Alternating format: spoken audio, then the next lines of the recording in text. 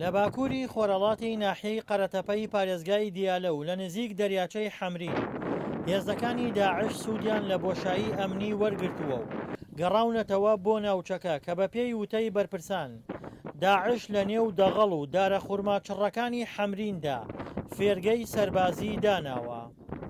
ئەم ناوچە ناوچەیەکی چیمەنە، دەغەڵشتی زۆرتایە.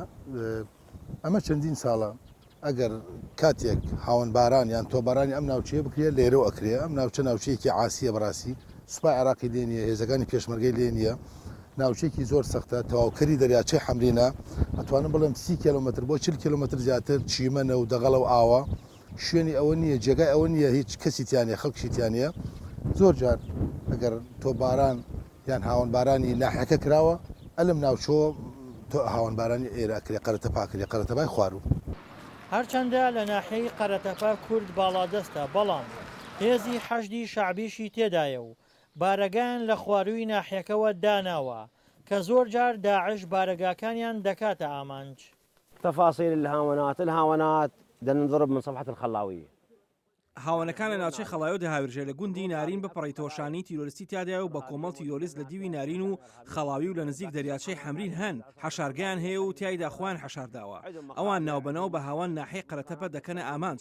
ئەو ڕۆژە هەوڵیاندا بارەگاکەی ئێمە بکەنە ئامانج. دیوی خەڵاویان ناوچەیەکە هیچ هێزێکی حکومی تیادا نییە و بۆیە ئەو شوێنە بۆتە شوێنێکی ئارام بۆ تێروریستان. زۆر جار ئێمە کە ئەبینین لەم کاتانە کەیسە ئەم تۆبارانە ئەکرێ، یعنی زانیاریمان بۆ تێکە لەم ناوچەیە لە 2023 تاوەکو ئێستا داعش لەم ناوچەیە نەبڕیاوە. خەڵکێ زانیاری ئەوەی داوە پێمان کە ئەو ناوچەیە کە داعش بەردەوام مقیمە لەو شوێنە، فێرگەیانیشەیە باسیەوەکەن کە زۆر جار خۆیان ڕاهێنن لەسەر ئەو چەکانی کە لێرن. ئەو ناوچەیە پێویستەکە هەم هێزەکانی پێشمەرگەی کوردستان، هەم سوپای عێراق، هەم هێزەکانی حەشد شەعبی کە لەم ناوچەن هەماهەنگی بکەن بۆ ئەوەی لەو ناوچەیە ئۆپەراسیۆن بکەن و ئەو تیرۆریستانە لەو ناوچانە بەدەر بکەن. بەرپرسانی قەرەتەپە بە پێویستی دەزانن پێشمەرگە و سوپای عێراق پلانێکی هاوبەش بۆ دوورخستنەوەی داعش و پڕکردنەوەی ئەو بۆشاییە ئەمنیە دانێن کە داعش سوودی لێوەرگرتووە. دڵشاد ئەنوەر، دەنگی ئەمریکا، پارێزگای کەرکووک.